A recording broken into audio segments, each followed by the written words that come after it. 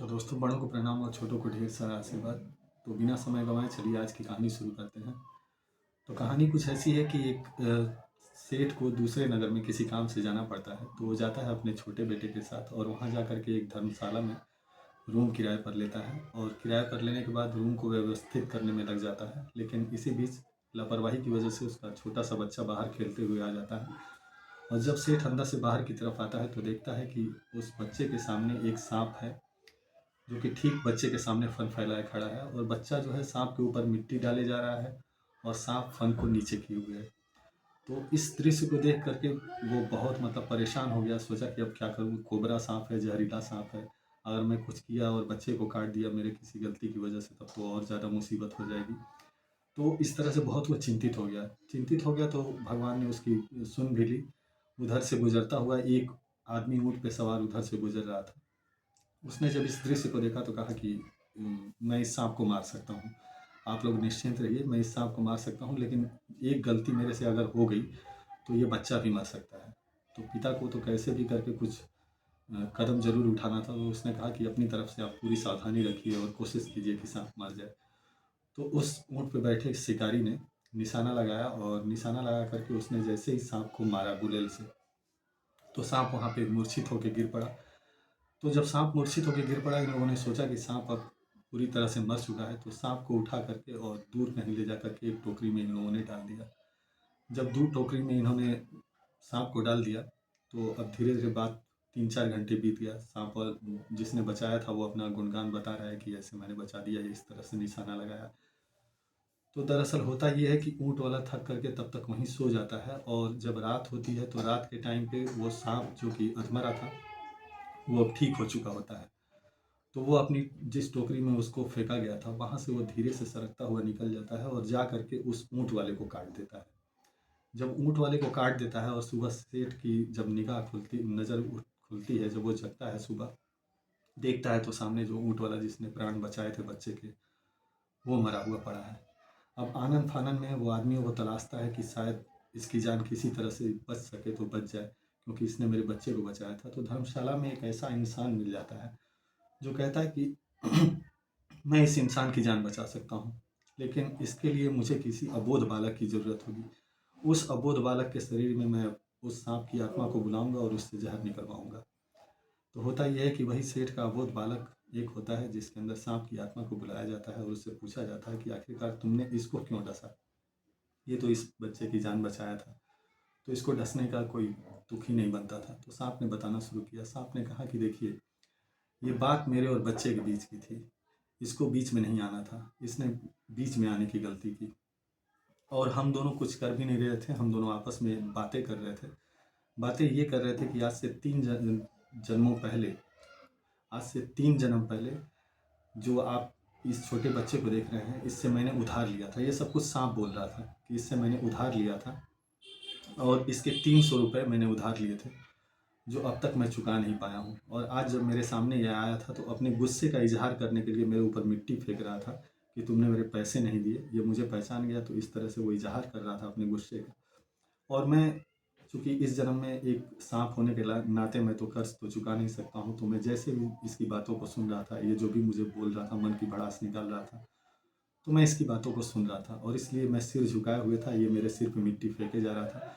तो हम दोनों में यही बात हो रही थी, तब तक इसने आकर के मुझे मार दिया।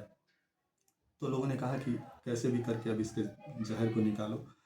तो कहा कि जहर तो मैं निकाल दूंगा, लेकिन मुझे इसके लिए 500 रुपये चाहिए एवज के रूप में। तो उन लोगों ने कहा कि तुम सांप हो, तुम 500 रुपये का क्या करोगे। तो उसने कहा कि 500 रुपये का मैं ये करूँगा कि 300 रुपये तो जो मैंने इससे 3 जन्म पहले उधार लिए थे वो, और उसके बाद जो दूसरा और पहला जन्म है, तो इसके 100-100 रुपये इंटरेस्ट बनते हैं।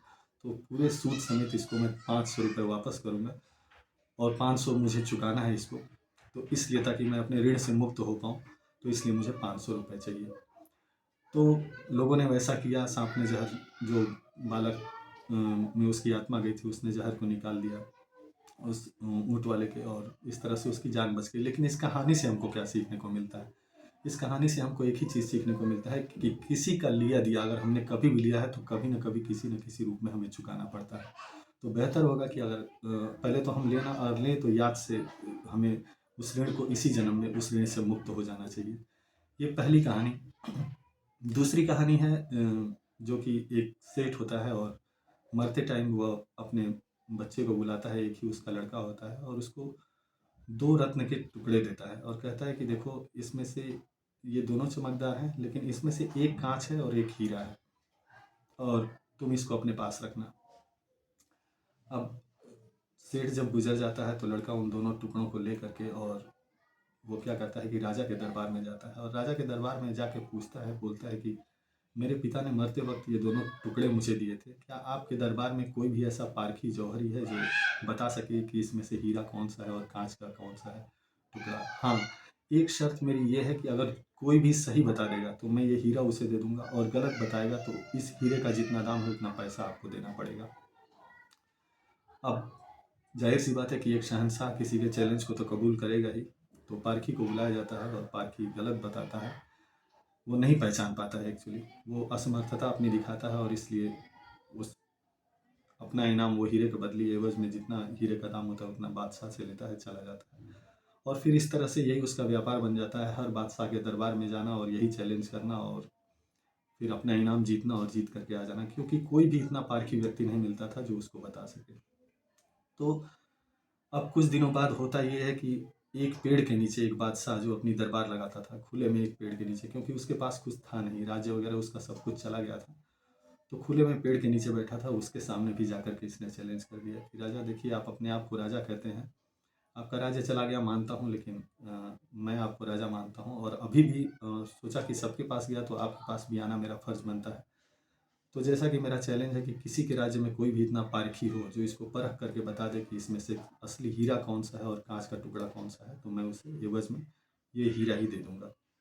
अब उसके राज्य में एक ऐसा व्यक्ति था जो आंखों से अंधा था, बूढ़ा था, और राज्य चूंकि खुले में चलता था तो ऊपर सूरज की तेज धूप। अब वो आगे आया उस धूप में और जलते हुए आ गया और कहा कि मेरे शहंशाह की बेइज्जती हुई है तो मैं बर्दाश्त नहीं कर सकता, और मैं आसानी से बता दूंगा कि इसमें से हीरा कौन सा है और कांच का कौन सा है। अब बादशाह बड़ा खुश कि चलो, कम से कम मेरे दरबार में कोई तो इस छोटे से राज्य में मेरे इतना कैपेबल है। तो वो बूढ़ा आदमी जो इसको आंखों से दिखाई नहीं देता है, दोनों टुकड़ों को हाथ में उठाता है और झट से बता देता है कि ये असली हीरा है और ये कांच का टुकड़ा है। अब बात ये होती है कि वो इंसान पूछता है उस बूढ़े बुजुर्ग से कि आपने इतनी आसानी से कैसे बता दिया, मैं तो तमाम राज्यों में गया, राजाओं के दरबार में गया और वहाँ जा कर के पूछा, कोई नहीं बता पाता। तो उसने बताया, देखो, मैं इतनी आसानी से इसलिए बता पाया क्योंकि आज तेज़ धूप है, और धूप में जो हीरा है वो ठंडा होता है और कांच जल्दी गर्म हो जाता है। तो इस कहानी से हमें क्या सीखने को मिलता है? इस कहानी से दोस्तों हमें ये सीखने को मिलता है कि जो व्यक्ति इसी तरह से अगर कांच का बना होता है वो गर्म हो जाता है, और जो व्यक्ति हीरा होता है वो हमेशा कूल रहता है, शांत रहता है। तो आप अपनी ज़िंदगी में यूं ही शांत रहें, यूं ही गगन की ऊंचाइयों को छूते रहें, ज़िंदगी में नित नई तरक्की करते रहें, आगे बढ़ते रहें, और सफलता के नए आयाम गढ़ते रहें। इसी शुभकामना के साथ विदा दीजिए। धन्यवाद।